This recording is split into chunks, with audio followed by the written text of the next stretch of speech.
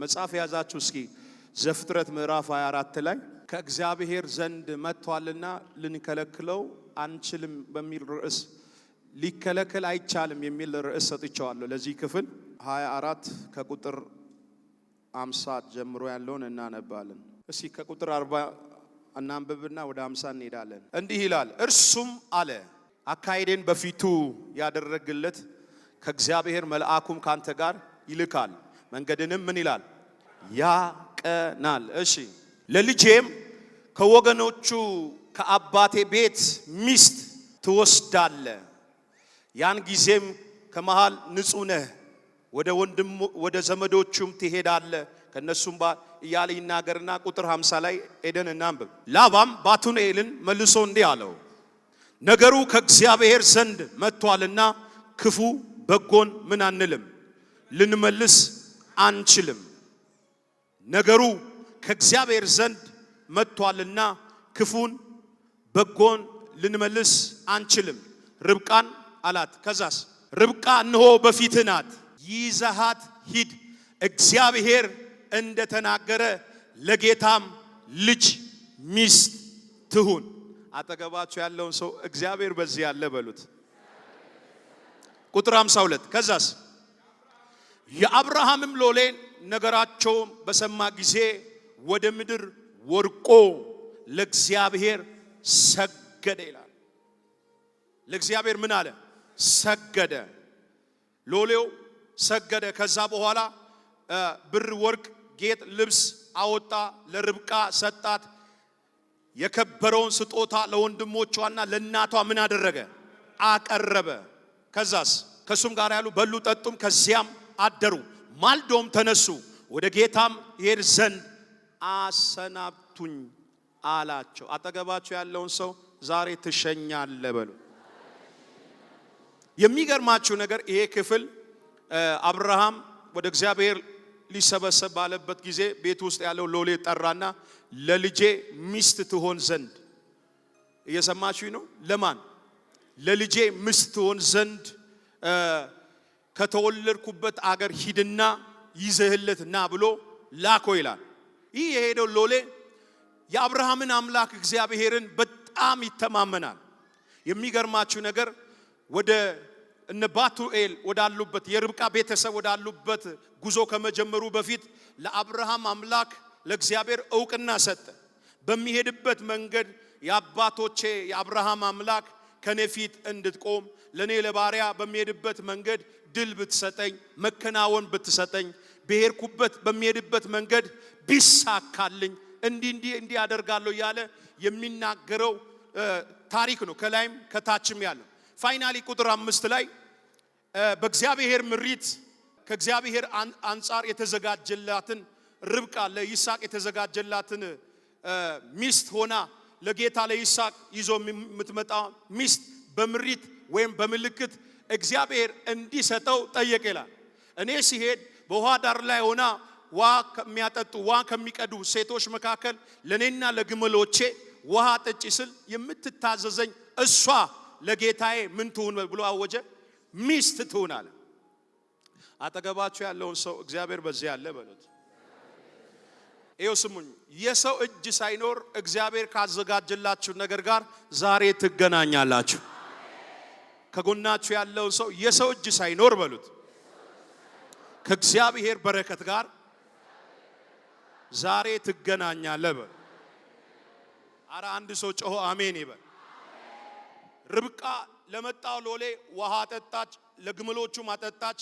ና አባቴ ቤት ውስጥ ለግመሎችም በጣም ሰፊ ቦታ አለ፣ እህሉም አለ፣ አንተም ግመሎችም እንጆይ ታረጋላችሁ። አያችሁ፣ ከሰርጓ ጋር የሚያገናኛት፣ ከበረከቷ ጋር የሚያገናኛት፣ ከስኬቷ ጋር የሚያገናኛት፣ ከእረፍቷ ጋር የሚያገናኛት ሰው ነው የመጣው።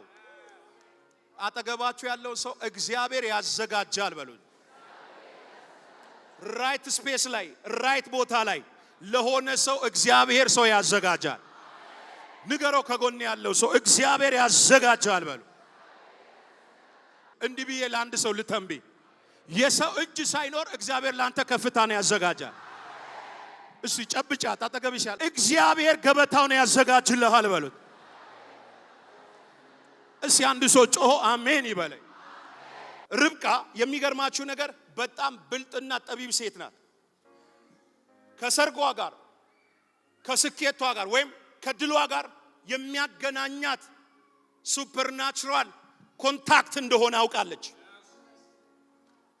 ይህ ሰው ተራ ሰው እንዳልሆነ አወቀች። ለኔ ውሃ ጠጪ ለግመሎቼም ውሃ ጠጪ ስላት ተራ ሰው ጊዜ አሳልፎ የሚሄድ ሰው እንዳልሆነ አውቃለች።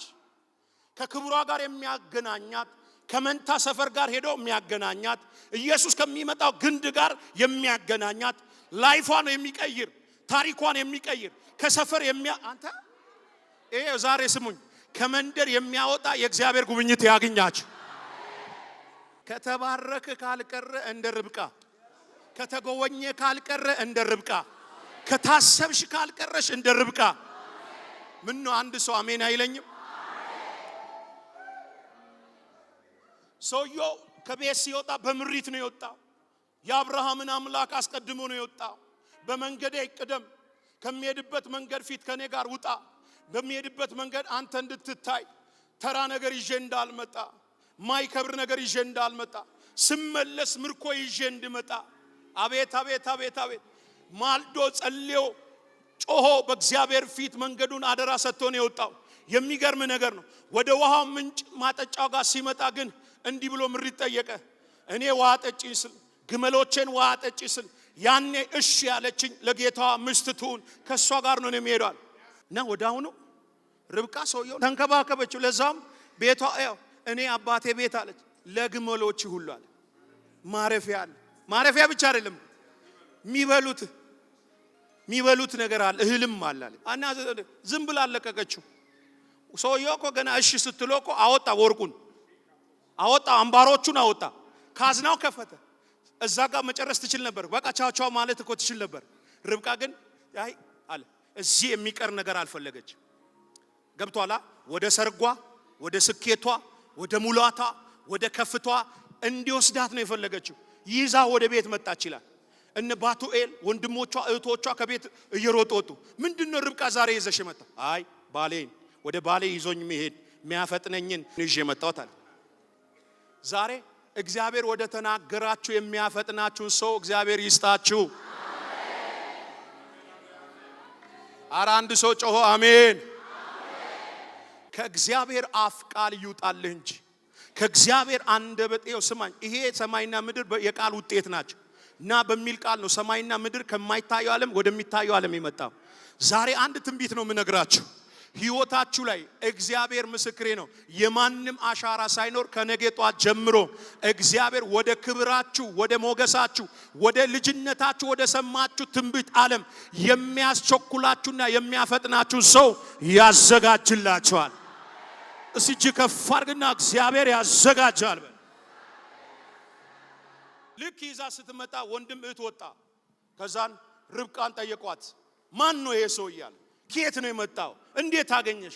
ቁጭ አረገችና መተረክ ጀመረች። ስቶሪካሊውን ነገር ማውራት ጀመረች። ይሄ ሰው ውሃ ዳር ላይ እንዲያግኝቶኝ እንዲያርጌው እንዲተልኮ የመጣ የኔ መልእክተኛ ነው። የማን? የኔ መልእክተኛ ነው። ለባሪያው ሚስት አርጎ ይዞኝ ሊሄድ ተልኮ የመጣ ሰው ነው፣ መልአክ ነው አለች። ዛሬ ማታ ለማን እንደሆነ አላውቅም። የእግዚአብሔር መልአክ አራ ባካችሁ እጃችሁን እንኳን አንሱ፣ ብድግ አድርጉ። በዚህ ቲቪ እዚህም ላላችሁ ይሄን ትንቢት ልናገር። በዚህ 7 ቀን ለናንተ የናንተን ጉዳይ የሚያስጨርስ የእግዚአብሔር መልአክ ይመደባል። ውሰድ የኔን የሚል አሜን ብሎ ውሰድ። አንድ ሰው ጮህ አሜን ብሎ። ከጎናችሁ ያለውን ሰው ከእግዚአብሔር መጥቷልና ልንከለክለው አንችልም በሉት። ከእግዚአብሔር የመጣው ማን ይከለክላል? ከእግዚአብሔር የመጣውን ነገር ማንም ሊከለክል አይችልም። ወዳጄ የተባበረው መንግስት በለኝ ማን በለኝ ከእግዚአብሔር ዓለም የመጣው ማንም ያጠገባችሁ ያለውን ሰው መከልከል አይችልም በሉኝ። ለዚህ ነው ራእይ መጽሐፍ ምዕራፍ 3 ላይ ነው አይደል የሚለው በአንተ ፊት የተከፈተ በር ተሰጥቷል፣ ማንም ይላል ሊዘጋው አይችልም። አቤት አቤት አቤት! ነገ ሰኞ ነው አይደል? ከዚህ ሰርግ በኋላ እዚህ ቤት ውስጥ ያላችሁ እግዚአብሔርን ካከበራችሁ ከእግዚአብሔር ጋር ከተጣበቃችሁ ላይፋችሁ ከእግዚአብሔር ጋር ከሆነ እናንተ ለእግዚአብሔር ከጨከናችሁ እናንተ ለእግዚአብሔር ከተለያችሁ እናንተ ከእግዚአብሔር ጋር ወስናችሁ ከቆማችሁ እግዚአብሔር ለእናንተ ይዋጋል። እስኪ አንድ ሰው እግዚአብሔር ስለኔ ይዋጋል ይበል። ርብቃ ይዛ የመጣችው ሰው ተራ ሰው አይደለም። የአብርሃም መልእክተኛ ነው። ዛሬ ጀምረሽ ፌል የሚያረግብሽ ጀምረሽ የሚበላሽብሽ ጀምረሽ ዳር ላይ ደርሰሽ ኖ ፌል ያረገ ያዘናችሁ ልባችሁ የተሰበረ ራይት ስፔስ ላይ በእውነት እንደ እግዚአብሔር ነብይ ነው የምነግራችሁ የማይበላሽ ነገር ወደ እጃችሁ ይመጣል። ሲንገሩት ከጎናችሁ ያለ የማይበላሽ ነገር ወደ እጃችሁ ይመጣል በሉ። የማይበላሽ በር ይከፈታል በለው። እንዲህ ብዬ ልባርካችሁ። የሰው እጅ ሳይኖር እግዚአብሔር በሩን ይክፈትላችሁ። የሰው እጅ ሳይኖር እከሌ ረዳዋት እከሌ አገዝኩ ሳይል በዚህ ሳምንት የተዘጋ ነገር የተያዘ ነገር የተበላሸ ነገር ዛሬ እተነብያለሁ በጌታ በኢየሱስም በፊታችሁ ይከፈት። አንድ ሰው ጮ ተከፈተ ይበል። ከእግዚአብሔር መጥቷልና ክፉም ሆነ ደግም ልንናገር አንችልም። ለምን? ከእግዚአብሔር ስለመጥቷልና። ጌታ ኢየሱስ ምስክሬ ነው የምላችሁ። ከነገ ጧት ጀምሮ ሰፈሩ ላይ ያሉ ሐሜተኞች፣ ፈልፈላዎች፣ ተራጋሚዎች አፋቸውን በእጃቸው እስኪጭኑ ይሄ ትንቢት ጠባ አይልም። ዛሬ እነሱ እየሟረቱ አንተ አልፈህ ትሄዳለህ። እነሱ እየሟረቱ አንቺ አልፈሽ ትሄጃለሽ። ልቀቅና አሜን በለኝ። ልቀቅና አሜን በለኝ። ሁለት ነገር ብቻ ልበላችሁ፣ ሁለት ነገር። ከዛ ባቱኤል የርብቃ አባት ሰበሰባቸው። እስኪ ልጅቷን ጥሩ። ርብቃ ከዚህ ሰውዬ ጋር ትሄጃለሽ አላት። ርብቃ ምንድን ነው ያለ? አዎ ሄዳለሁ። ምን አታርጉኝ? አታዘግዩኛለች። ከእግዚአብሔር ስለመጣል ስለተወሰነ አታዘግዩኝ። ኧረ አንድ 10 ቀን ተቀመጫለሁ። ኖ አታዘግዩ። በፍጥነት እሄዳለሁ። ምን አታርጉኝ? አታዘግዩኝ። ምንድነው ዛሬ እግዚአብሔር ወደ ተናገራችሁ ስፍራ እንዳትሄዱ የሚያዘገያችሁ ነገር? አንደኛ ርብቃን ሊያዘገያት የነበረው ስፒሪት የቤተሰብ ስፒሪት ነው። አንድ 10 ቀን ተቀመጫላት። ንግግሩ መልካም ነው ግን የሚያዘገያት ነው። ከሰርጓ የሚያስጥላት ነው። ዛሬ አንድ ጸሎት ልጸልይላችሁ። የሚያዘገያችሁ የሰፈር መንፈስ የተመታ ይሁን። ከጎኔ ያለውን ሰው የሚያዘገይህ መንፈስ ተመቷል በለው። ድገምና በልስ ያለ እጃችሁ ከፍ አድርጉና የሚያዘገይ መንፈስ ተመቷል በለው። እጃችሁ ከፍ አድርጉና ጠላቴ ሆይ ስማ፣ ከዚህ በኋላ አልዘገይም። የኔ ነገር አይዘገይም። አዘግዩ ተመቷል። ያመነ ሰው ጮሆ አሜን ይበለኝ። በቃ ሄዳለሁ ስትል ጠሯትና እንዲህ ብሎ መረቋት ይላል። ጠሯትና እንዲህ ብሎ መረቋት ይላል። ርብቃ ልጃችን አሏትና እንዲህ አለ፣ ዘርሽ የጠላትን ደጅ ይውረስ። ከጎናችሁ ያለውን ሰው መርቁት እስኪ፣ ዘርህ በሉት የጠላትን ደጅ ይውረስ። ባካችሁ ዘርህ በሉት የጠላትን ደጅ ይውረስ። እና እጅግ ከፍ አድርግና ስጠኝ ልጸልይልህ። ከዚህ ፕሮግራም በኋላ ወደ ክብራችሁ፣ ወደ ስኬታችሁ፣ ወደ ሙላታችሁ እግዚአብሔር አባት፣ እናት፣ ዘመድ በእውነት ሳይኖር ወደ ተናገራችሁ ወደዛ ፍጻሜ ወደምትሄዱበት ወደዛ ክብር ወደምትደርሱበት የእግዚአብሔር ሞገስ ከናንተ ጋር ይሆን። አንድ ሰው ጮሆ አሜን ይበል።